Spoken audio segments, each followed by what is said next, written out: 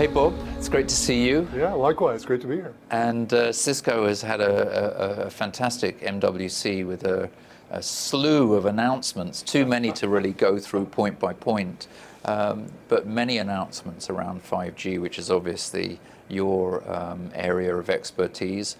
What was the high point for you amongst the Cisco announcements? You know, the big thing and the big theme for us, and really it comes from our customers, is about simplifying the experience for them. And for us, simplification, you know, we've spent a lot of time going very large scale, as you saw with our work with T-Mobile. We've also gone very large scale on the IoT side with Control Center, you know, 230 million devices there. So very big scale. But the key, and specifically as you get to the enterprises, is make it easy for me. And so a lot of our announcements, you know, we're partnering with different people, you know, NTT Data from an MSP standpoint, you know, Intel, a number of others there. But this is all about simplifying that adoption to where we can get to that next generation. And do you think that your customers are happy with the level of simplification at this point? Some of them seem quite overwhelmed to me. And what's your role in allaying their fears, as it were, on the journey to? Yeah, I think it varies on the customer and who they've talked to, how comfortable they are with it. Yeah, I mean, when we started down this 5G thing, you know, 5G was obviously something we've been talking about for a long time, and a lot of people were going to these customers and saying, "You need 5G, and do you want to buy a radio?" and they say, "Okay, what kind of radio is this? And what, you know, what's this 3GPP meeting thing? And all these sorts of things that I don't really want to do." And so it's really about a different conversation, because in the end, for an enterprise, 5G is a wire. You know, it's a sophisticated wire, but it's another kind of wire to support applications. Right. So if you understand the application side, you understand their systems that it already needs to integrate into, that's the conversation, and that's where it's really resonating. But one of the key differentiators, I think, for Cisco is that you're doing cloud-native 5G. And not just that, cloud-native 5G core, but also you've managed to integrate that with 4G. Mm-hmm. So that means you can run sort of 5G applications through a 4G core, is that right? So you can run, in our combined converged core, yeah, we have full 4G as well as 5G SA. Right. So you know, right, 5G in SA allows you to not take advantage of the full SA core. Right. With SA, then you get the full 5G experience. We have those combined together, which for our partner T-Mobile has allowed them to optimize their network quite a bit, right, you know, substantially. For enterprises and for others now, they don't really have to worry about that, right? If they need 4G, they've got it. When they want to move to 5G SA, they want to adopt that, it's all in there. So it makes that simplification. Yeah, and again, that comes back to making your customers' lives simpler and less anxiety-inducing. But I guess you know, the thing that I've found is the more you can avoid having to say, well, in this case, maybe they're like, you know, when you have to have those conversations of, well, can I do this? Oh, well, you can do that, but then you need this, and then you need that. Like, we just need to take the friction out of as much as we can. Right. And what are some of the examples of applications which are enabled now once people have moved to native 5G core? Yeah, the biggest value really is, again, on the business side, mm-hmm, of things. And these customers are looking at, you know, you've heard of a lot of the use cases. There's big traction in industrial. There's a lot of interest in supply chain, you know, right, just beyond 5G, right? There's been a lot of interest in supply chain. Yeah. So there's a lot of work around supply chain there. We're seeing more in the education market, you know, in venues. Healthcare is starting to pop up now. So there's a number of different use cases. Mm.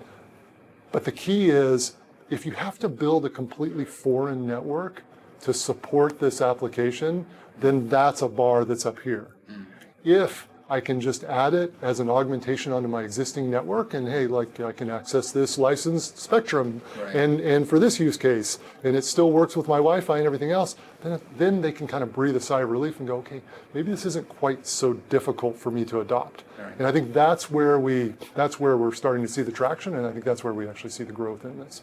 Obviously, you've had big successes in North America. What's the overseas market like for you? And are you seeing differences in the deployment patterns between North America and overseas?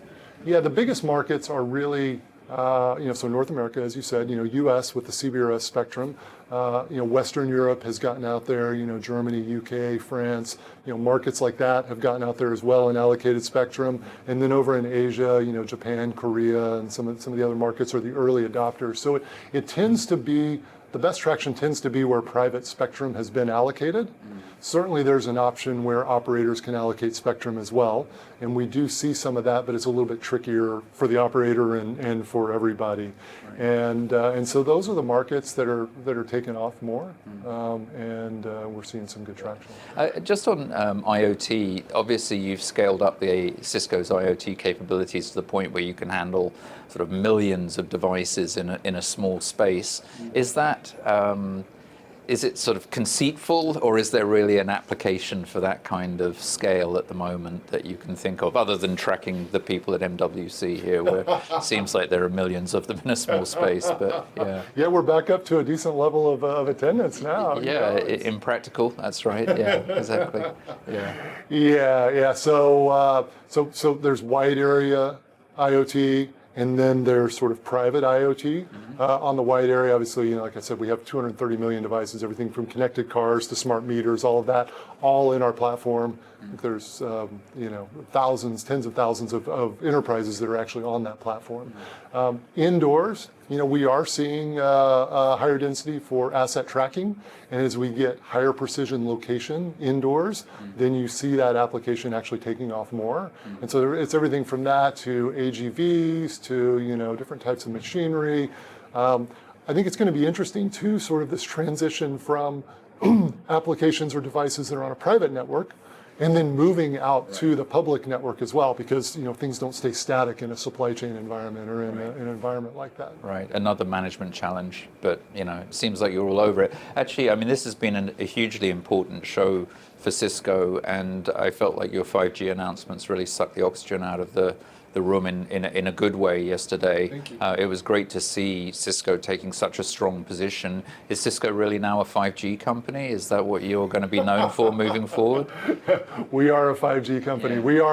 We are a connectivity company, right? Yeah. I mean, we're in the end, it's beyond connectivity. It's those user applications. Yeah. But from a connectivity standpoint, it's funny. I joined Cisco many, many years ago. How many years ago? 1996, actually. Okay. So that was the year I moved to the US. So nice. Yeah, it was a great year for the Valley when we arrived, obviously. So we had one of our values was no technology religion. Yeah. And that's stuck with me through the years, and I think it's really essential, right? I mean, there's different solutions for different problems, and in the end, customers just want to solve problems. They don't buy 5G, they don't buy technology for technology's sake. No. They buy it to solve those problems. Well, it's the business of technology, as we like to say at Silverlinings, but also I think that Cisco has a culture of customer first, which it's like it doesn't matter what we want, it matters what the customer needs, which comes from Chambers' philosophy originally. And also, he was the master of defining how to survive transitions in the communications market.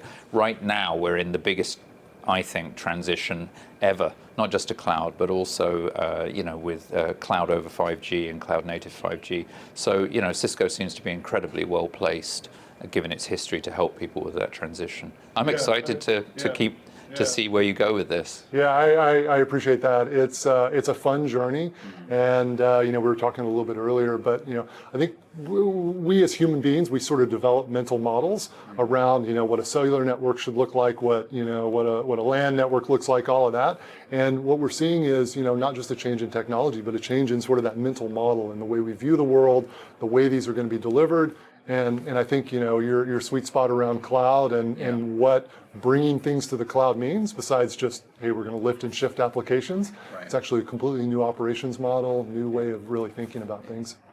Thanks, Bob. Really enjoyed talking to you, and congratulations again. Thank you. Cheers.